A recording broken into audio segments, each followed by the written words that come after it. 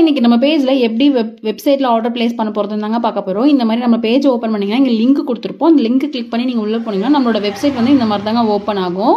உங்களுக்கு வேணுன்ற ப்ராடக்ட்டை நீங்கள் செலக்ட் பண்ணிவிட்டு ஆட் டு பேக் கொடுத்தீங்கன்னா அது வந்து பேக்கில் ஆட் ஆகிடும்.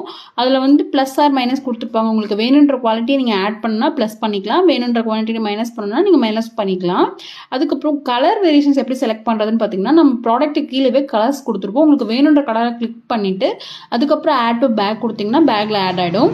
சப்போஸ் எனக்கு பிரேஸ்லெட் வேணும், அதை எப்படி கஸ்டமைஸ் பண்ணுறது அப்படின்னு சொல்லி கேட்டிருந்தீங்கன்னா இதில் இருக்க கலர்ஸ் வந்து நீங்கள் செலக்ட் பண்ணிவிட்டு அதில் வந்து உங்களோட பேங்கிள் சைஸ் நார்மலாக நம்ம யூஸ் பண்ணுவோம் இல்லையா, அந்த பேங்கிள் சைஸ் கொடுத்துருப்போம் 2.4, 2.6, 2.8. அதில் வந்து உங்களுக்கு என்ன சைஸ் அஃபோர்டபுளாக இருக்குமோ அதை வந்து நீங்கள் கிளிக் பண்ணி ஆட் டு பேக் கொடுத்துக்கலாம். அதுக்கப்புறம் உங்களோட டீட்டெயில்ஸ் எல்லாமே ஃபுல்லாக ஃபில் பண்ணிவிட்டு நீங்கள் பேமெண்ட் பண்ணி கொடுத்துட்டிங்கன்னா உங்களோட ஆர்டர் வந்து வெப்சைட்டில் ப்ளேஸ் ஆயிடும். உங்களோட மெயில் ஐடிக்கு மெயிலும் வந்துடும். அவ்வளோதான். தேங்க்யூ.